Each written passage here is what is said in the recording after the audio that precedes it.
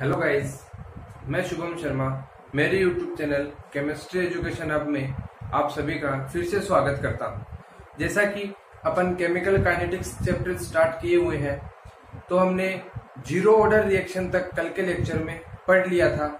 आज का अपना जो नेक्स्ट टॉपिक रहेगा वो रहेगा फर्स्ट ऑर्डर रिएक्शन, प्रथम कोटि की अभिक्रिया। आज का अपना टॉपिक है फर्स्ट ऑर्डर रिएक्शन। हिंदी में क्या बोलेंगे इसको? प्रथम कोटि की अभिक्रिया। आज इसके बारे में अपन डेरिवेशन पढ़ने वाले हैं। जिस तरीके से अपन ने कल जीरो ऑर्डर रिएक्शन का डेरिवेशन किया था, अपन ने फर्स्ट ऑफ ऑल क्या निकाला था? डिफरेंशियल इक्वेशन निकाली थी, अवकलित समीकरण। फिर अपन ने इंटीग्रल इक्वेशन निकाली थी, समाकलित समीकरण। और उसके बाद में अपन ने क्या निकाला था? हाफ लाइफ निकाला था, तो मतलब अर्धायुकाल निकाला था। और सबसे लास्ट में अपन ने ग्राफिकल रिप्रेजेंटेशन किया था। तो यहाँ भी अपन क्या करेंगे? ग्राफिकल रिप्रेजेंटेशन करेंगे। और लास्ट में अपन ने दो एग्जाम्पल डिस्कस किए थे कि बाई चांस अपने को एक नंबर का क्वेश्चन पुट कर दिया जाए कि जीरो ऑर्डर रिएक्शन का एग्जाम्पल बताइए, तो अपन पुट कर सकते हैं, एग्जाम में आंसर दे सकते हैं। और यदि अपने को फर्स्ट ऑर्डर रिएक्शन के पूछ ले तो अपन फर्स्ट ऑर्डर रिएक्शन के भी क्या कर सकते हैं? एग्जाम्पल्स देंगे। तो इन 5 स्टेप को मिलाकर अपन क्या करेंगे? यहाँ पे फर्स्ट ऑर्डर रिएक्शन के डेरिवेशन को कंप्लीट करेंगे। देखिए, मैं जनरल रिएक्शन लिखता हूं, रिएक्टेंट कन्वर्ट इनटू प्रोडक्ट। क्रिया कारक है वो किसके अंदर कन्वर्ट हो रहे हैं? उत्पाद के अंदर परिवर्तित हो रहे हैं। वही वाला कल वाला एज इट इज चलेगा। t इज इक्वल टू 0 समय पे रिएक्टेंट के मोलिक्यूल्स कितने हैं? A। और प्रोडक्ट के कितने हैं? 0। इनिशियल कंसंट्रेशन है क्रिया कारक अणुओं की, वो क्या है? Small a। और जो प्रोडक्ट का फॉर्मेशन हो रहा है वो कितना हो रहा है? 0। कहने का मतलब है t इज इक्वल टू 0 मतलब जब रिएक्शन अपने पास स्टार्ट नहीं हुई है। Suppose that t is equal to किसी भी t डेज टाइम पे, मतलब रिएक्शन प्रोसीड हो गई है। तो अपन ने माना कि अपने पास x number of moles product का क्या हो जाता है? फॉर्मेशन हो जाते हैं। x मोल उत्पाद के अपने पास क्या हो जाते हैं? बन जाते हैं। उत्पाद की सांद्रता 0 से बढ़ के क्या हो जाती है? x अपने पास हो जाती है। तो देखिए, यहाँ पे रिएक्टेंट की क्या बचेगी? जो बन गया उसको इनिशियल कंसंट्रेशन में से क्या कर देते हैं? माइनस प्रारंभिक सांद्रता में से जो उत्पाद की सांद्रता बन चुकी है, यदि उसमें से अपन माइनस कर देंगे तो अपने पास क्या बचेगा? रिएक्टेंट की कंसंट्रेशन, क्रिया कारक की सांद्रता। नेक्स्ट स्टेप अपने पास क्या था? याद कीजिए, अकॉर्डिंग टू रेट लॉ, दर नियम के अनुसार। और दर नियम अपने को क्या बोलता है? Rate is directly proportional to किसके? Concentration of reactant molecule. क्रिया कारक अणुओं की सांद्रता की ये क्या होगी? हमेशा समानुपाती होगी। अब यहाँ पे अपन ने फर्स्ट जीरो ऑर्डर के पढ़ते टाइम भी अपन ने डिस्कस किया था कि यहाँ पे कौन सी कंसंट्रेशन आएगी रिएक्टेंट की। क्यों? क्योंकि अपने पास दो है, एक तो अपने पास A है और एक अपने पास A-X है। तो मैंने जीरो ऑर्डर का अपन ने डेरिवेशन किया था, तब भी मैंने बताया था कि यहाँ कौन सी कंसंट्रेशन लेंगे अपन? वो कंसंट्रेशन जिसमें प्रोडक्ट का फॉर्मेशन हो रहा है, जिसकी कंसंट्रेशन में चेंज आ रहा है। यहाँ तो प्रोडक्ट का फॉर्मेशन क्या है? 0। तो यहाँ तो चेंज आ ही नहीं रहा, इसलिए अपन ये वाली नहीं लेके क्या लेते हैं? Rate is directly proportional to concentration of A-X। मतलब रिएक्टेंट मॉलिक्यूल्स की कंसंट्रेशन का क्या हो जाएगा? समानुपाती हो जाएगा, डायरेक्टली प्रोपोर्शनल अपने पास हो जाएगा। प्रोपोर्शनल का साइन हटाते हैं तो रेट इज इक्वल टू क्या लिखेंगे अपन? प्रोपोर्शनल का साइन हटाते हैं अपने पास क्या आ जाएगा? रेट कांस्टेंट स्मॉल के और A-X। जैसे कि रेट बताया था क्या होती है? dc/dt, लेकिन वेरिएबल किसकी टर्म में ले रहे हैं? x की टर्म में। तो यहाँ पे क्या करेंगे? dx/dt is equal to small के A-X की कंसंट्रेशन। ये आ गया अपने पास इक्वेशन नंबर फर्स्ट। देखिए, dx/dt की फॉर्म में आ रहा है। dx/dt हमेशा मैथमेटिकल फॉर्म में होता है, तो अपन उसको क्या बोलते हैं? अवकलित समीकरण या फिर डिफरेंशिएशन इक्वेशन। तो इसको क्या बोलेंगे अपन? It is known as differential equation, अवकलित समीकरण। ठीक है, अपना फर्स्ट जो पड़ाव था वो इस डेरिवेशन का पूरा हो गया है। क्या कि अपने को डिफरेंशियल इक्वेशन निकालनी थी, dx अपॉन dt के फॉर्म में निकालनी थी, जो अपन ने क्या कर लिया, निकाल लिया। अपने पास क्या है, dx upon dt is equals to k a minus x. देखो वहां पे a माइनस एक्स की पावर अपन ने 0 की थी, जबकि यहाँ कितनी कर रहे हैं, 1 कर रहे हैं। क्यों, क्योंकि अपने पास क्या है, फर्स्ट ऑर्डर 0 करते तो उसकी वैल्यू 1 हो गई थी, लेकिन यहाँ पे 1 है तो ये एज इट इज रह जाएगा। तो अपने पास क्या आएगा, dx upon dt is equals to k a minus x. ये आ गई अपने पास डिफरेंशियल इक्वेशन। अभी आगे चलते हैं। नेक्स्ट अपन ने क्या किया था, इस इक्वेशन के जो वेरिएबल्स थे उनको क्या किया था, अपन ने सेपरेट किया था। x के वेरिएबल x के नीचे ले आते हैं और जो अदर वेरिएबल्स उनको एक साइड में रख लेते हैं। तो देखिए यहाँ पे a माइनस एक्स, इसका मतलब ये x का वेरिएबल है, तो मैं इसको रीअरेंज करता हूँ। dx upon a minus x, ये मल्टीप्लाई में इधर आएगा तो ये अपॉन में हो जाएगा, और जब ये dt इधर से मल्टीप्लाई में है राइट साइड में जाएगा तो क्या हो जाएगा, मल्टीप्लाई में हो जाएगा, के डी टी। अब अपने को क्या करना है, इसका समाकलन करना है। तो समाकलन करने पर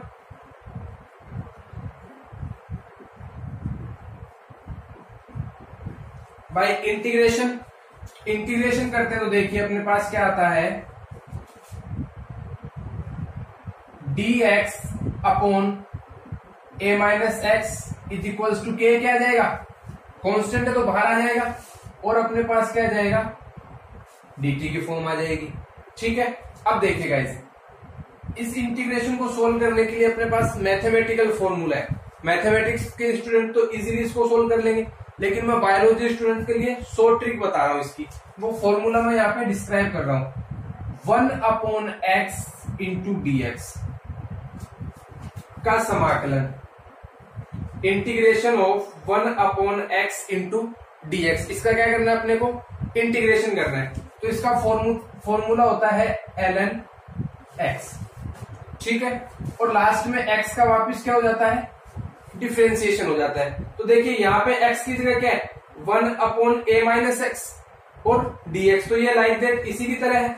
तो इसका क्या हो जाएगा, ln a माइनस एक्स। इसके बाद में इस x का और होता है, तो x की जगह अपने पास क्या है, a माइनस एक्स है, तो एक बार a का होगा, बीच में माइनस साइन आएगा, फिर किसका होगा, x का होगा। तो देखिए इंटू a का होगा, तो a किसकी रेस्पेक्ट में, x की रेस्पेक्ट में कर रहे हैं ना अपन इंटीग्रेशन। इसका मतलब a क्या है यहाँ पे, कांस्टेंट, और यदि इसका वेरिएबल यहाँ पे मौजूद नहीं है तो इसकी क्या हो जाएगा, 0। a का तो 0 हो गया, माइनस x का कितना हो गया, x के रेस्पेक्ट में 1 इज इक्वल्स टू, यहाँ क्या बनेगा, k, dt का कितना हो जाएगा, t, और विदाउट लिमिटेशन का क्या है, इंटीग्रेशन है, तो प्लस c अपने पास क्या आ जाएगा, कांस्टेंट की फॉर्म में आ जाएगा। ये क्या बन गया, देखो 0 माइनस 1 माइनस 1, तो ये माइनस साइन में यहां लगा देता हूं, ln a minus x is equals to k t plus का c। ये आ गई अपने पास इक्वेशन नंबर 2। नेक्स्ट स्टेप क्या था अपना, अपन को c की वैल्यू निकालनी थी। तो फ्रॉम इनिशियल कंडीशन, प्रारंभिक स्थिति से, और प्रारंभिक स्थिति क्या कहती है कि जब t का मान क्या था अपने पास, 0 था, तो अपने पास x की वैल्यू कितनी थी, 0। x का फॉर्मेशन नहीं होता, प्रोडक्ट का कोई कंसंट्रेशन नहीं थी, प्रोडक्ट का अपने पास फॉर्मेशन ही नहीं था। तो जब t इज इक्वल टू 0 तो x इज इक्वल टू 0, तो अपन इसको अब इक्वेशन नंबर सेकंड में पुट करके क्या निकालते हैं, c की वैल्यू। तो देखिए minus ln a minus 0 is equal to k, t की वैल्यू 0 प्लस का c, तो c की वैल्यू कितनी आएगी, माइनस का ln a, that is equation number 3। अब देखिए ये c की वैल्यू अपन इक्वेशन नंबर 2 में पुट कर देते हैं। तो फ्रॉम इक्वेशन 2 एंड 3, समीकरण 2 तथा 3 से, समीकरण 2 तथा 3 से अपने को क्या मिलेगा, जब इसकी वैल्यू अपन पुट करेंगे तो जो इक्वेशन नंबर सेकंड है उसको अपन और क्या लिख सकते हैं, ln a minus x is equals to k t plus, और c की वैल्यू कितनी है, माइनस का ln a। अब देखिए माइनस का ln a minus x is equals to k t, ये प्लस माइनस क्या हो जाएगा, माइनस का ln a। अब देखो लॉग वाली टर्म्स को अपन क्या कर लेते हैं, एक साइड रख लेते हैं और बाकी की टर्म्स एक साइड रखते हैं। तो जब मैं इसको इधर लेके आऊंगा लेफ्ट साइड में, तो ये क्या हो जाएगा, नेगेटिव है तो पॉजिटिव, तो ln a माइनस का ln a माइनस का x is equals to k T. अब देखिए ln a माइनस ln a माइनस x है। अब ये मैथमेटिक्स में एक फॉर्मूला होता है गाइस, मैथमेटिक्स का फॉर्मूला होता है ln a माइनस ln b, इसको लिखते हैं ln a अपॉन b। कहने का मतलब क्या है, ln a माइनस ln b is equals to ln a upon b, या फिर ln a अपॉन b को अपन क्या लिखेंगे, ln a माइनस ln b। ln a की जगह तो ln a ही है अपने पास, और ln b की जगह क्या आ जाएगा, b की जगह सिर्फ a माइनस x है, तो जो टर्म होती है वो की वो आ जाएगी। तो ये वाला फॉर्मूला किसमें कन्वर्ट हो जाएगा, ln a upon a minus x की concentration is equals to k T. ठीक है, अब देखिए जब ln लिखा जाता है तो इसका बेस होता है e। ठीक है, देखो दो तरीके के लोग होते हैं अपने पास, जब ln की फॉर्म में होता है तो इसका बेस कितना होता है, e। ठीक है, एक होता है log, और जब ये log की टर्म में होता है तो इसका बेस कितना होता है 10, इसका आधार कितना माना जाएगा 10। लेकिन जब इस ln e को ln 10 में चेंज करते हैं, परिवर्तित करते हैं, तो इसको कितने से मल्टीप्लाई कर देते हैं, 2.303 से अपन क्या कर देते हैं, गुणा कर देते हैं, मल्टीप्लाई कर देते हैं। तो अब इस ln को मैं किस में कन्वर्ट कर रहा हूं, log में। तो log में कन्वर्ट करूंगा तो 2.303 से तो क्या मल्टीप्लाई, और मल्टीप्लाई करते किस में कन्वर्ट हो गए, log में। अब जो इसका बेस 10 था वो e था, वो कितना हो गया 10 हो गया, और क्या बचा a upon a minus x is equals to k into t. अपने को वैल्यू किसकी चाहिए, t की, तो देखो t को तो इधर रख लो, बाकी सारा इसके अपॉन में आ जाएगा, तो ये क्या आएगा 2.303 अपॉन के log a upon a minus x. ये आ गई अपने पास इक्वेशन नंबर कितनी 4। और ये किससे आई है, समाकलन करने के बाद आई है, तो इसको अपन क्या बोलेंगे, इंटीग्रल इक्वेशन, समाकलित समीकरण। इसको क्या बोलेंगे अपन, समाकलित समीकरण, इंटीग्रल इक्वेशन। आपको न्यूमेरिकल्स में यही इक्वेशन काम लेनी है, क्योंकि जब जब आप ये इक्वेशन काम लोगे तो आपके आंसर में 2.303 का हमेशा क्या आएगा, डिफरेंस आएगा। तो एक तो ये याद रखनी है dx upon dt k into a minus x, और एक अपने को t is equals to 2.303 upon t log a upon a minus x, where t तो इज इक्वल्स टू क्या हो जाएगा, टाइम हो जाएगा अपने पास, k अपने पास क्या हो जाएगा, रेट कांस्टेंट। देखिए a क्या हो जाएगा, a क्या है अपने पास, रिएक्टेंट मॉलिक्यूल्स की इनिशियल कंसेंट्रेशन, प्रारंभिक सांद्रता है किसकी, क्रियाकारक अणुओं की, initial concentration of reactant molecules, क्रियाकारक अणुओं की प्रारंभिक सांद्रता है अपने पास क्या है a माइनस एक्स क्या हो जाएगा अपने पास, देखिए a माइनस एक्स क्या है, कुछ समय पश्चात क्रियाकारक अणुओं की सांद्रता। तो अपन क्या लिख देंगे, concentration of reactant molecules after some time, कुछ समय के पश्चात क्रियाकारक अणुओं की सांद्रता अपने पास क्या बचेगी, a माइनस एक्स, और a क्या अपने पास प्रारंभिक सांद्रता है क्रियाकारक अणुओं की, k अपने पास रेट कांस्टेंट है, और t अपने पास क्या है, टाइम है। इस तरीके से अपन ने अपनी दो इक्वेशन निकाल ली है, दोनों को मैं राइट क्लिक कर रहा हूं। सबसे पहले अपन ने डिफरेंशियल इक्वेशन, अवकलित समीकरण निकाली है, और दूसरी अपन ने क्या निकाली है, समाकलित समीकरण, जिसको अपन क्या बोलते हैं, इंटीग्रल इक्वेशन। जीरो ऑर्डर में भी अपन ने यही किया था, सबसे पहले अपन ने डिफरेंशियल इक्वेशन, फिर अपन ने इंटीग्रल इक्वेशन। अब क्या करेंगे अपन, इसके आगे पढ़ेंगे, अपना टॉपिक क्या आएगा, half life of first order reaction. एक इक्वेशन वहां से आ जाएगी अपने पास, और एक इक्वेशन वहां से आने के बाद अपन इसका क्या पढ़ेंगे, ग्राफिकल रिप्रेजेंटेशन, और उसके जस्ट बाद क्या पढ़ेंगे अपन, इसके एग्जाम्पल डिस्कस करेंगे, जिससे अपने ये वाला टॉपिक कंप्लीट हो जाएगा। एक अपने पास क्या है, डिफरेंशियल इक्वेशन है, एक अपने पास क्या है इंटीग्रल इक्वेशन है। ये दोनों अपने को याद रखनी है। अपन अभी इनसे न्यूमेरिकल भी करेंगे और इनके ग्राफिकल रिप्रेजेंटेशन भी शो करेंगे। तो अपना टॉपिक क्या होगा, half life of first order reaction, प्रथम कोटि की अभिक्रिया के लिए अर्ध आयु काल। तो अपने पास जनरली वही रहेगी। इंटीग्रल इक्वेशन क्या थी अपने पास, मैंने कल भी बताया था कि हाफ लाइफ निकालना है तो अपने को समाकलित समीकरण क्या है याद रखनी है। इसका मतलब अपने पास हाफ लाइफ निकालने के लिए हमेशा क्या काम आएगा, इंटीग्रल इक्वेशन काम आएगी। हमेशा अपने पास समाकलित समीकरण क्या होगी, यूज होगी। तो समाकलित समीकरण क्या थी, t is equals to 2.303 upon में small k log a upon a minus x, यही था।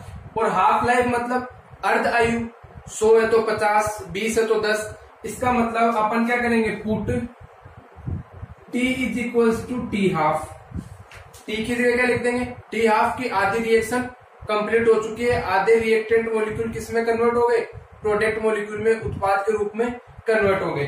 तो उस टाइम पर अपने पास x की वैल्यू कितनी आएगी कि जब आधी रिएक्शन कंप्लीट हो गई है तो आधे रिएक्टेंट मॉलिक्यूल किस में कन्वर्ट हो गए, प्रोडक्ट में। अपनी रिएक्शन क्या थी, reactant convert into product. t is equals to 0 पे क्या था अपने पास, इनिशियल कंसंट्रेशन A और प्रोडक्ट का फॉर्मेशन 0।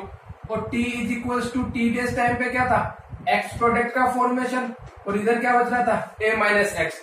तो जो इस x की वैल्यू है कि ये रिएक्शन 50% कंप्लीट हो गई, आधी कंप्लीट हो गई, हाफ कंप्लीट हो गई, तो x की वैल्यू कितनी बचेगी, a/2 की इनिशियल कंसंट्रेशन है, उसके आधे ही मोलिक्यूल्स क्या रह जाएंगे, रिएक्टेंट के अंदर रह जाएंगे। तो अपने को बस इस इक्वेशन के अंदर ये दो वैल्यू पुट करनी है, t is equals to t half और x is equals to a/2। Zero order reaction में भी अपन ने यही किया था।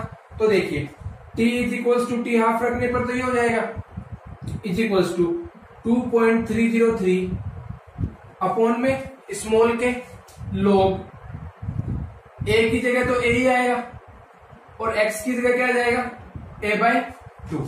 ये क्या बचा, a माइनस a/2, 1 माइनस 1/2 को क्या लिखते हैं हाफ, तो 1 की जगह कितना है a, तो a माइनस a/2 कितना बचेगा a/2। तो t हाफ देखिए क्या आएगा 2.303 अपॉन में small k log a upon a/2।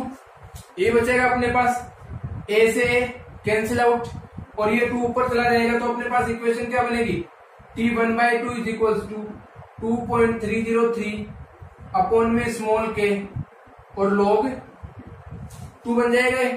और अपने पास log 2 की वैल्यू कितनी होती है, log 2 की वैल्यू होती है 0.3010। तो ये वैल्यू अपन यहां पुट कर देंगे तो क्या आएगा देखना, t half is equals to 2.303 upon में के और इनटू में क्या आ जाएगा, log 2 की वैल्यू पुट कर देंगे यहां से 0.3010। तो जब अपन इसको पूरे को सोल्व करते हैं तो अपने पास टी हाफ कितना आता है 0.693 अपॉन में स्मॉल के। ये अपने पास आ गया क्या, फर्स्ट ऑर्डर रिएक्शन के लिए अर्ध आयुकाल, half life of first order reaction कितनी आई है 0.693 अपॉन के। देखिए ऊपर वाली भी कांस्टेंट है, नीचे वाला के भी क्या है, वेयर के इज इक्वल्स टू क्या अपने पास रेट कांस्टेंट है। तो ऑलमोस्ट फर्स्ट ऑर्डर रिएक्शन में क्या आता है, सब कुछ कांस्टेंट आता है। जबकि यही जीरो ऑर्डर रिएक्शन के लिए कितना आया था, t half is equals to a upon 2k। तो वहां ए क्या था, इनिशियल कंसंट्रेशन। तो वहां पर जीरो ऑर्डर रिएक्शन में तो क्या कर रही थी, जो अपने पास हाफ लाइफ था वो इनिशियल कंसंट्रेशन पे डिपेंड कर रहा था।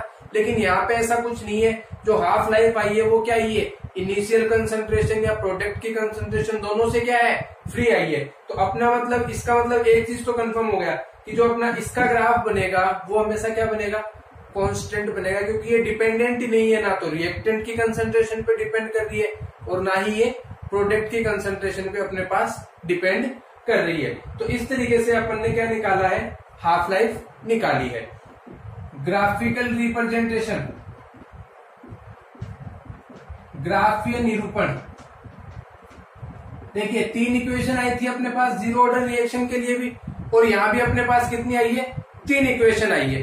तो अपन पहले उन तीनों इक्वेशन को लिख लेते हैं, फिर अपन देख लेते हैं किस किस के बीच में अपन ग्राफ प्लॉट कर सकते हैं। यदि डायरेक्टली प्रोपोर्शनल आता है तो अपने पास क्या आ जाएगा, स्ट्रेट लाइन विद स्लोप आ जाएगी, और यदि डिपेंडेंट ही नहीं है तो वो क्या आ जाएगा, कांस्टेंट, वो अपने पास स्ट्रेट लाइन एक्स एक्सिस के पैरेलल आ जाएगी। देखिए फर्स्ट इक्वेशन क्या थी अपनी, differential equation dx upon dt की फॉर्म में, वो क्या थी, dx upon dt is equals to k a minus x की कंसंट्रेशन। ये अपने पास फर्स्ट इक्वेशन थी। सेकंड इक्वेशन अपने पास क्या थी अपनी, इंटीग्रल इक्वेशन, समाकलित समीकरण, और वो क्या आई थी, t is equals to 2.303 upon में small k log a upon a minus x. और थर्ड अपना जो इक्वेशन आएगी वो किससे आएगी, हाफ लाइफ से, अर्धायुकाल से। जो तीसरा आएगा वो कितना आएगा, t half is equals to 0.9693 upon में स्मॉल के। इस तरीके से अपने पास ये 3 इक्वेशन है। तो अपन 3 ही ग्राफ क्या करेंगे, प्लॉट करेंगे। सबसे पहले इक्वेशन नंबर फर्स्ट, इसके बेसिस पे अपन क्या करते हैं, ग्राफ प्लॉट करते हैं। तो देखिए जो लेफ्ट साइड में होता है उसको किस पे लेते हैं, वाई एक्सिस पे। तो ग्राफ किसके बीच में आ जाएगा, graph between dx upon dt versus किसके बीच में आएगा अपने पास, देखिए स्मॉल के तो क्या है, कांस्टेंट है, a माइनस एक्स अपने पास क्या है, जब रिएक्टेंट मॉलिक्यूल प्रोडक्ट में कन्वर्ट होने लगते हैं उस टाइम पे जो रिएक्टेंट की कंसंट्रेशन रह जाती है तो वो कितनी है, a माइनस एक्स। इसका मतलब ये चेंज हो रही है। और मैंने बताया था कल आपको, कल के लेक्चर में, कि ग्राफ किस किस के बीच में प्लॉट होगा लेंगे, और एक्स एक्सिस पे भी अपन क्या लेंगे, वेरिएबल लेंगे, और दोनों में चेंज होना चाहिए, कभी भी कांस्टेंट नहीं होना चाहिए। तो देखिए चलिए इसका ग्राफ खींचते हैं अपन। एक्स वाई एक्सिस पे क्या लेंगे, dx अपॉन dt। इसका मतलब ये क्या आ गई, रेट, ठीक है। तो ये तो लेफ्ट साइड में होता है, वो तो हमेशा वाई एक्सिस पे आ गया। एक्स एक्सिस पे क्या लेंगे, concentration of a minus x, इसकी क्या आ जाएगी, कंसंट्रेशन। और देखिए यहां से रिलेशन क्या निकल के आ रहा है, यदि मैं इस k को यहां से रफ कर दूं, और ये क्या k क्या था, प्रोपोर्शनल साइन था, इसका मतलब ये बराबर हटा दूं तो ये वाली इक्वेशन बनेगी। इससे जस्ट पहले वाली स्टेप आ गई है उस इक्वेशन से। इसका मतलब जैसे जैसे ये इंक्रीज हो रही है वैसे वैसे ये भी इंक्रीज होगा। इसका मतलब ये एक दूसरे के क्या है, डायरेक्टली प्रोपोर्शनल है। तो अपने पास जो ग्राफ आएगा वो क्या आ जाएगा, स्ट्रेट लाइन एक्स और वाई एक्सिस के बीच में। और इक्वेशन क्या थी अपनी, k था। तो इसको यदि इक्वेशन को मैच करें y is equals to m into x से, तो देखिए y की जगह क्या आ गया, dx अपॉन dt, और x की जगह अपने पास क्या आ गया, a माइनस एक्स। तो जो इसकी स्लोप आएगी वो कितनी आएगी अपने पास, स्मॉल के, m की वैल्यू क्या आ जाएगी अपने पास, स्मॉल k, क्योंकि m यदि इसको मैच करें तो m की वैल्यू क्या बचेगी, यही अपने पास शेष रह जाती है। अब देखिए दूसरा ग्राफ प्लॉट कर लेते हैं अपन, किस किस के बीच आएगा। दूसरा देखिए अपने पास ग्राफ किस किस के बीच में आएगा, वाई एक्सिस पे क्या है, टाइम वर्सेस, अब देखिए 2.303 कांस्टेंट है, स्मॉल के कांस्टेंट है, log a upon a minus x, जहां मैंने a क्या बताया था, initial concentration of reactant molecule, और a माइनस एक्स मैंने क्या बताया था कि कुछ प्रोडक्ट बनने के बाद में जो रिएक्टेंट क्रियाकारकों की सांद्रता रह जाती है, रिएक्टेंट मॉलिक्यूल्स की कंसंट्रेशन जो रिमेन्स रह जाती है उसको क्या बोलते हैं, a माइनस एक्स। इसका मतलब दोनों वेरिएबल चेंज होने वाले हैं। तो अपन वर्सेज कर देते हैं log a upon a minus x. देखिए कैसा ग्राफ बन रहा है, y is equals to m into x जैसा। ये क्या आएगा, y की जगह तो t आ जाएगा, तो ये ग्राफ प्लॉट कर लेते हैं अपन। y एक्सिस पे अपने पास क्या आ जाएगा, टाइम, और x एक्सिस पे क्या आ जाएगा, log a upon a minus का x, और m की जगह क्या आ जाएगा, ये वाली टर्म आ जाएगी। तो देखिए ये स्ट्रेट लाइन आएगी y is equals to mx की, y is equals to m x का ग्राफ हमेशा कितना कैसा होता है, ऐसा होता है जैसा मैं बना रहा हूं, ये भी y is equals to m x type का ग्राफ है। ठीक है, तो ये कितना आ गया, t is equals to 2.303 k log a upon a minus x, y is equals to m x type. Slope कितनी आ जाएगी इसकी, यहां से अपने पास जो m की वैल्यू है वो आएगी अपने पास 2.303 अपॉन में स्मॉल k। जो m की वैल्यू यहाँ पे शेष रह गई वो अपन ने स्लोप के टर्म में क्या कर दी, इसको डिफाइन कर दी। अब अपने पास थर्ड ग्राफ आता है किसके बीच में, y एक्सिस पे क्या है, हाफ लाइफ, तो t हाफ वर्सेस देखिए 0.693 कांस्टेंट है, स्मॉल k ये भी क्या अपने पास कांस्टेंट है। इसका मतलब यदि अपन रिएक्टेंट की कंसंट्रेशन यहाँ पे लिखे तब भी कांस्टेंट, उस पर डिपेंड ही नहीं कर रहा है। प्रोडक्ट की कंसंट्रेशन लिखे तो भी अपने पास डिपेंड नहीं कर रहा है। यदि अपन इनिशियल कंसंट्रेशन ए लिखे तब भी डिपेंड नहीं कर रहा है। तो मैं जनरली इसको लिख देता हूं T half versus initial concentration, इसका मतलब ए। अब ए यहाँ पे आ नहीं रही इक्वेशन में, इसका मतलब ये ए पे डिपेंड ही नहीं कर रहा है। और जो डिपेंड नहीं करती तो अपन उसको क्या बोल देते हैं, इंडिपेंडेंट है वो। और इंडिपेंडेंट नहीं है तो उसका ग्राफ हमेशा कैसा आता है अपने पास, कांस्टेंट। तो अपन y एक्सिस पे क्या लेंगे, टी हाफ, और x एक्सिस पे क्या लेंगे अपन, इनिशियल कंसंट्रेशन। और इसका ग्राफ कैसा आ जाएगा अपने पास, कांस्टेंट। क्या आ जाएगा, नियर।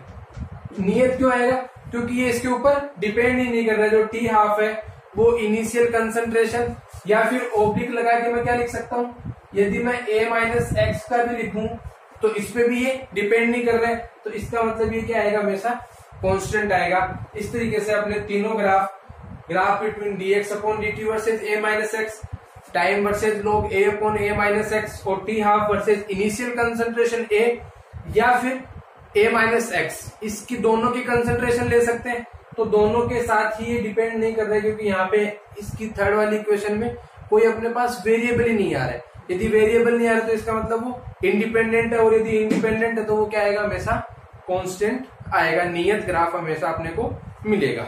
फर्स्ट ऑर्डर रिएक्शन चल रही थी, सबसे पहले अपन ने डिफरेंशियल इक्वेशन निकाल ली, जो अपने पास क्या आई थी, dx upon dt is equals to small k a minus x. ये अपने पास क्या थी, अवकलित समीकरण।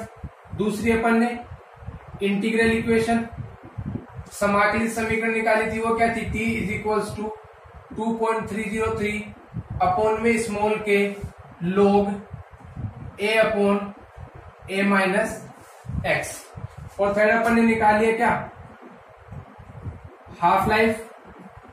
हाफ लाइफ अपने पास क्या है, t half is equals to 0.693 upon में स्मॉल के। तीन निकाल लिए। चौथा अपन ने क्या पढ़ा था, ग्राफिकल रिप्रेजेंटेशन। यहां से अपन ने 3 ग्राफ प्लॉट कर लिए। 4 टॉपिक हो गए अपने पास, first, second, third and fourth. आज का फाइनल टॉपिक क्या बचा है, examples of first order reaction, प्रथम कोटि की अभिक्रिया के उदाहरण। फर्स्ट एग्जांपल क्या है अपने पास, inversion of cane sugar.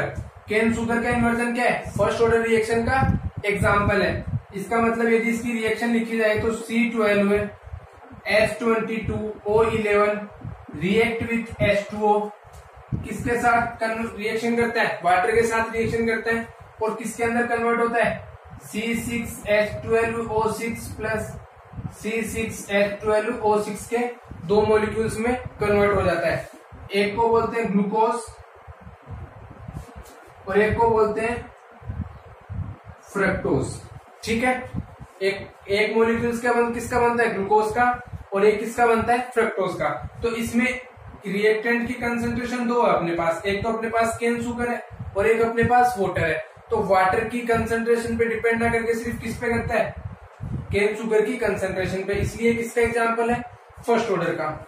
Example number second की बात करें तो अपने पास क्या है, hydrolysis of ester in acidic medium. Hindi medium वालों के लिए अम्लीय माध्यम में एस्टर का जल अपघटन। ठीक है, तो देखिए एस्टर क्या होता है, C2H5 C double bond OCH3 अपन ने ये ले लिया एस्टर। जब अपन इसका हाइड्रोलाइसिस मतलब H2O जल अपघटन करवा रहे, कौन सा मीडियम है, H प्लस मतलब एसिडिक मीडियम। ठीक है, अम्लीय माध्यम है, तो देखिए किसमें कन्वर्ट हो जाता है, CH3COH प्लस C2H5OH।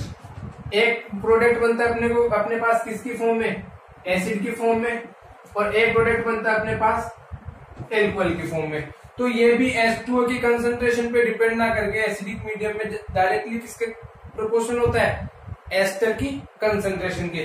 तो इस तरीके से ये दोनों अपने पास किसके एग्जांपल है, फर्स्ट ऑर्डर रिएक्शन के। यहां से भी अपने पास एक नंबर का क्वेश्चन आता है तो अपन इजीली इसको पुट कर सकते हैं, इजीली इसका आंसर दे सकते हैं। तो इस तरीके से अपने पास first, second, third, fourth, fifth 5 सब पॉइंट को मिला के जो अपन ने जीरो ऑर्डर के लिए डिस्कस किया था वही अपन ने फर्स्ट ऑर्डर के लिए आएंगे, ये वैल्यू इनकी अलग अलग। तो इस तरीके से आज का अपना टॉपिक फर्स्ट ऑर्डर रिएक्शन क्या हो जाता है, अपने पास कंप्लीट हो जाता है। स्टूडेंट्स, इस तरीके से अपन ने आज का topic first order reaction in 5 सब पॉइंट के बेसिस पे क्या कर लिया है, कंप्लीट कर लिया है। सबसे पहले अपन ने डिफरेंशियल इक्वेशन निकाली, फिर अपन ने इंटीग्रल इक्वेशन निकाली, उसके बाद में अपन ने हाफ लाइफ की इक्वेशन निकाली, उसके बाद में अपन ने तीनों इक्वेशन के ग्राफिकल रिप्रेजेंटेशन पढ़ा है, और सबसे लास्ट में अपन ने इसके 2 एग्जाम्पल डिस्कस किए ताकि अपने को एग्जाम में यदि एग्जाम्पल्स भी पूछ ले तो अपन आप उसका इजीली आंसर दे सके।